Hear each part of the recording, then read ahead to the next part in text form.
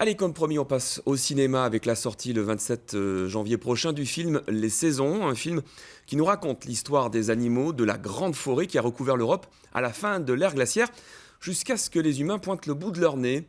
Les deux co-réalisateurs du film sont avec nous sur ce plateau, Jacques Perrin et Jacques Cluzot. Bonjour, merci d'avoir accepté notre invitation. Alors, avant d'en parler avec vous, je vous propose qu'on s'immerge un petit peu dans votre film en regardant un extrait de la bande-annonce. Quelques degrés de plus et tout est bouleversé. D'immenses étendues forestières envahissent l'Europe. Ainsi commence l'âge d'or de la forêt. Ainsi commencent les saisons.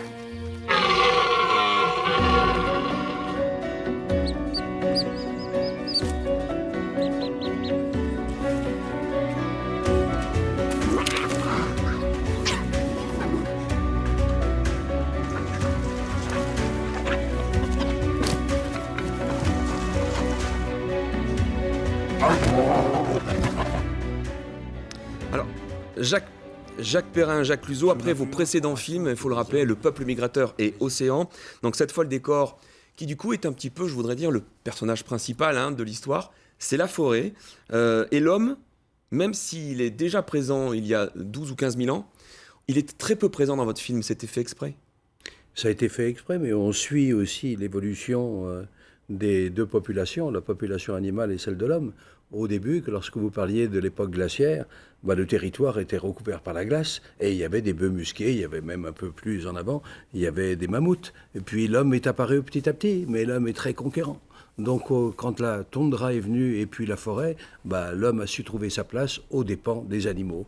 Donc petit à petit, les animaux ont été repoussés de quelques lieux de l'Europe, c'est-à-dire de la France, les grands animaux, je parle, et puis on les retrouve aujourd'hui, mais aux frontières de l'Europe, c'est-à-dire qu'on trouve des bœufs musqués, c'est-à-dire qu'on trouve des bisons, etc., mais non plus en France. Donc on a voulu rappeler que quand même le territoire de l'Europe est un territoire extraordinaire pour la diversité. Et qui appartenait en grande priorité aux animaux. C'est le regard des animaux que vous avez voulu vraiment montrer dans ce film? La vie des animaux, vraiment, tel que ça se passait à cette époque? Oui, tout à fait. D'ailleurs, parmi nos conseillers scientifiques, il y a un historien lyonnais qui s'appelle Éric Baratet et qui a écrit un livre qui s'appelle « Le point de vue animal ». On a travaillé avec lui et on s'est inspiré un peu de ce qu'il pouvait nous dire aussi pour aller chercher au cinéma ce point de vue animal. Donc, c'est le côté véracité scientifique au plus près.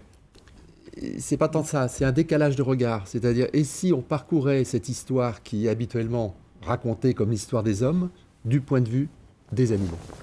Alors, il y a dans les saisons des séquences époustouflantes, et on les regarde, on les voit actuellement, de violence entre animaux. Et je pense notamment donc à cette poursuite de chevaux par une meute de loups. Et j'ai deux questions. Ce ne sont pas des animaux complètement sauvages qui ont été filmés dans cette séquence. Ce sont des animaux qui ont été dressés pour faire ces scènes-là, ou pas? Non, on s'élève contre le mot dressage. On a imprégné certains animaux. C'est-à-dire qu'il y a des animaux qui étaient à côté des techniciens et on les laisse libres. Et au bout d'un certain temps, ils s'habituent à la présence de l'homme. Non seulement ils s'habituent, mais ils l'oublient. Et donc, on est avec des animaux relativement sauvages, mais qui font ce qui leur semble. Et c'est-à-dire qu'ils ont des attitudes, des comportements qui sont tout à fait inattendus. Et donc les courses de chevaux que l'on voit à l'écran, ce sont des chevaux... Poursuivis par les loups aussi, pareil. Poursuivis par les loups. Et les loups ne sont pas aussi terribles qu'on veut bien le croire. Parce qu'il y a des pays comme l'Italie, comme l'Espagne, comme la Pologne, etc., où les loups sont laissés en liberté. Et il y a une harmonie, il y a une acceptation de l'un ou l'autre. Donc en France, c'est beaucoup plus difficile. Mais le jour viendra où finalement on acceptera certains animaux dits sauvages et presque on dit dangereux. Mais ça, le temps viendra. Il y a une question un petit peu plus technique sur cette scène, justement. La façon dont le suivi de la course est filmé, on appelle ça un travelling, et c'est fait vraiment au plus près. C'est pas fait au téléobjectif de loin, c'est fait au plus près avec des téléobjectifs, avec des animaux qui courent comme ça de façon un peu erratique. On se dit, mais comment la caméra se prend pas des arbres? Vous avez des drones, vous avez des câbles, vous avez des travelling, je sais pas. Comment vous avez fait? En fait, on a répondu à la question qu'on se pose à chaque film, c'est comment suivre les animaux dans leur mouvement, dans l'expression de leur mouvement. Pas les voir passer de loin, comme vous le dites, pas les suivre avec un téléobjectif, mais être à côté d'eux.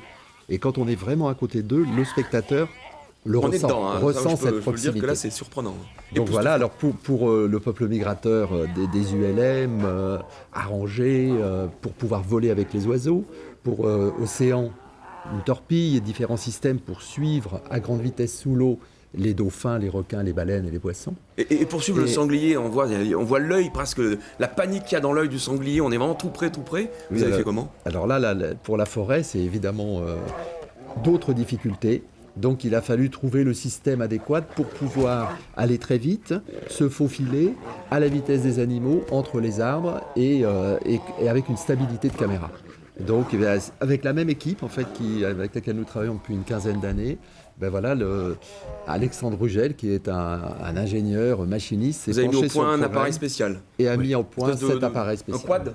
Le quad, c'est un genre quad, mais enfin c'est complètement adopté pour des performances cinématographiques. Mais c'est vrai que cet intérêt de suivre les animaux au plus près et toujours en déplacement. On ne veut pas des photos des animaux, on veut les voir vivre. Ce qui veut dire que pour le peuple migrateur, on passait pour la première fois dans l'histoire de l'humanité, au-dessus des reliefs, au-dessus des montagnes, au-dessus de tous les reliefs. Avec le peuple, avec Océan, c'était sur la surface, à 4 mètres, 5 mètres, à des allures qu'on n'a jamais vues au cinéma. Donc on allait à 30 km/h en suivant les dauphins, en suivant les thons. Et là maintenant, on fonce avec les chevaux dans la forêt. Dans la forêt avec des arbres, on les évite. Eh oui, eh bien, il y a une devanture d'arbres qui sont très serrés les uns aux autres, et avec les chevaux, on les suit. Mais quand on fait ces films, on est accompagné par la technique, mais aussi par des conseillers techniques. Nous avons par exemple Gilbert Cochet qui nous accompagne, et puis aussi Stéphane Durand. Voilà, le film sort le 27 janvier. Allez le voir, c'est époustouflant. Merci d'avoir suivi ce journal. À demain.